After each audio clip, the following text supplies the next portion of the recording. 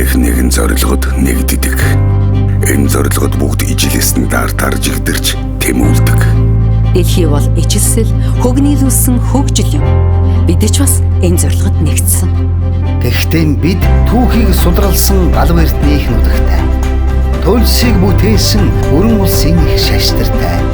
Омог шим түүх, хоног шим соёл, зун дамжсан нүүдлийн их хөсөг тээж ирсэн ёс заншил.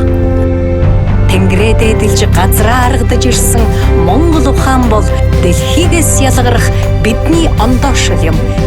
Тиймээс бид дэлхийдээ хөгжлийн загвараар ижилсэж Монгол ухаанаас ургасан Монгол өв соёлоороо ондоошдог.